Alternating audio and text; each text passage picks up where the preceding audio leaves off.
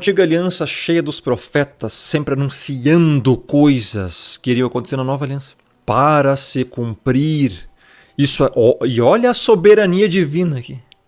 Meu irmão, mesmo com todos os sinais, com tudo o que o Messias fez, muitos não creram. Por que que não? Olha a causa, razão, motivo e circunstância pelo qual não creram.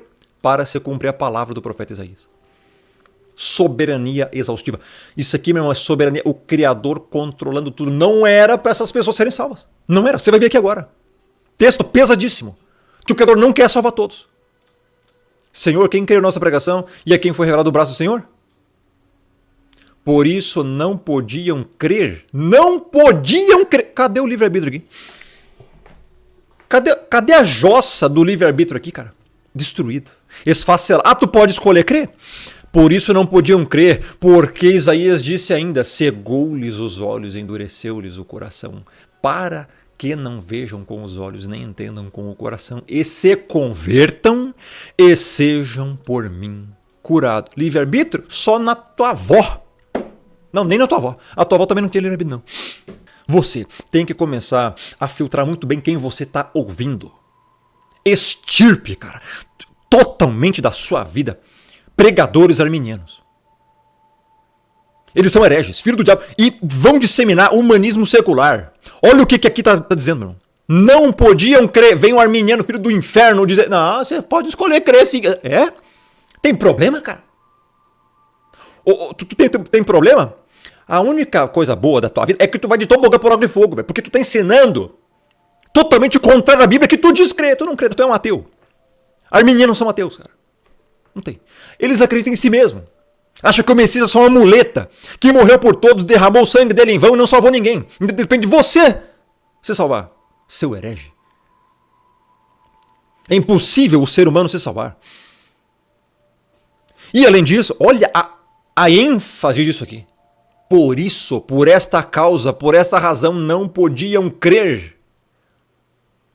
Por causa de uma profecia. E quem é que mandou? Isaías, Criador, não. Não podiam crer. Quer salvar todos? Aonde? Cegou-lhes os olhos. Quem fez isso? O Criador. Para não ver. E endureceu-lhes o coração. Para não crer. Para que não vejam com os olhos. Espirituais, meu irmão. Para que não reconhecessem o Messias. Não era para reconhecer. Alguns não era para reconhecer. E nem entendam com o coração. Para que não se convertam. E para que também não sejam curados. É isso que o texto está dizendo. Por que isso aqui? Porque as pessoas, algumas, tinham que ser usadas para crucificar o Messias. Por isso. Senão todo mundo ia crer.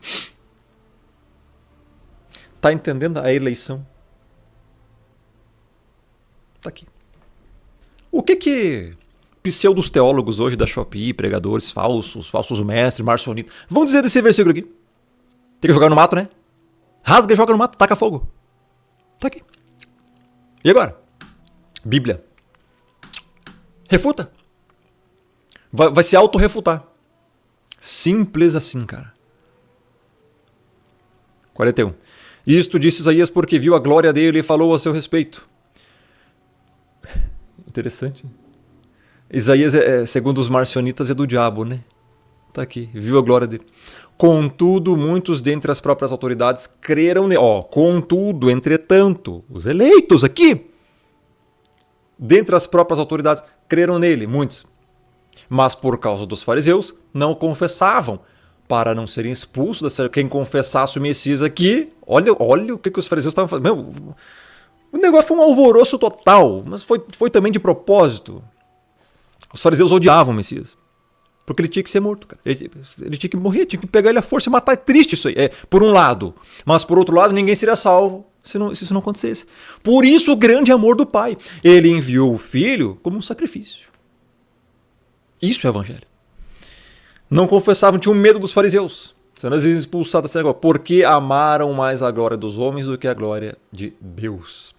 Isso é triste. E Jesus clamou dizendo, quem crê em mim, crê, não em mim, mas naquele que me enviou. Quem é que enviou? O Deus do Antigo Testamento. Já vimos isso em vídeos passados. E agora? Marcionismo é loucura mental de dementes doentes da cabeça, desgraçados do inferno. Quem crê em mim, crê não em mim, mas naquele que me enviou. Ele está dizendo que também, tá? Também. 45. E quem me vê a mim, vê aquele que me enviou. Isso aqui é no sentido espiritual, de caráter, de unidade espiritual.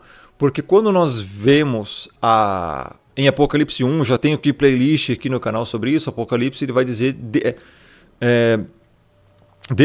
características um pouco diferentes. O Messias aqui, em Apocalipse 1, já glorificado, tá? Um semelhante a filho de homem, sua cabeça cabelos brancos como a neve, olhos como chama de fogo, pés como bronze polido, como refinado numa grande fornalha, tinha na mão direita 7 estrelas, o seu rosto brilhava como o sol, e tal. Quando João viu, caiu como morto. Aqui é a descrição do Messias. Agora a descrição do Pai, em Apocalipse 4, não consegue descrever. Teve uma visão lá no céu, viu um trono e alguém assentado. Verso 13. E esse que se acha sentado é semelhante no aspecto a pedra de jaspe e de sardônio. E ao redor do trono há um arco-íris semelhante ao aspecto como esmeralda. Só isso aqui que o João consegue ver do trono do Criador. Não consegue descrever o Criador. Então, as aparências, vamos dizer assim, talvez, biblicamente, como nós vemos aqui, tem uma leve diferença. Então, quando o Messias fala aqui, ele não está mentindo. O Messias, em João 12, quem vê a mim, vê ao Pai, ele está dizendo de caráter espiritual e tudo mais. Quem vê a mim, vê ao Pai. Quem me enviou. Porque unidade espiritual, tá? 46. Eu vim como luz para o mundo, a fim de que todo aquele que crê em mim não permaneça nas trevas. Luz para o mundo. No sentido geral, sim, ele é luz, só que só crê quem é eleito, a fim de que todo aquele que crê. Não é aquele que escolhe crer. É aquele que... Veja, você não vai encontrar aquele que escolhe crer, aquele que crê, ou seja, porque é o eleito. O eleito, quando ele reconhece a luz, ele crê simplesmente, porque a ovelha ouve a voz do pastor. Já vimos em João 10, 2 capítulos anteriores a esse. E não permanece em trevas, então ele vai ser salvo. Simples. 47. Se alguém ouvir as minhas palavras e não as guardar, eu não julgo, porque eu não vim para julgar o mundo e sim para salvá-lo. Veja, aqui tem mais conceitos arminianos, meu irmão.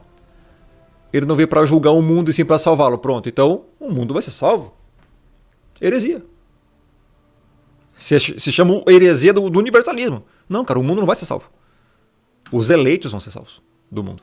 Logo, a palavra mundo, cosmo aqui novamente do grego, ela é eleitos, não é todo mundo.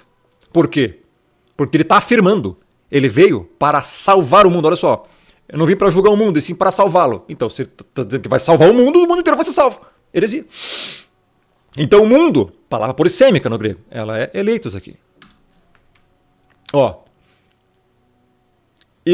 Se alguém ouvir as minhas palavras e não as guardar, está falando do ímpio aqui, do não eleito, eu não o julgo. Se você entender isso aqui de forma superficial, como marcionitas e armênias, você vai virar um herege. Você vai pensar que o Messias não julga. Tá, mas pera um pouquinho, cara. Nós encontramos já isso aqui lá em João 5:22. Por isso que existe ateu, cara. Eles não entendem. O Pai ninguém julga, mas ao Filho confiou todo o julgamento. E agora? Julga ou não julga? Decida-se. Tá?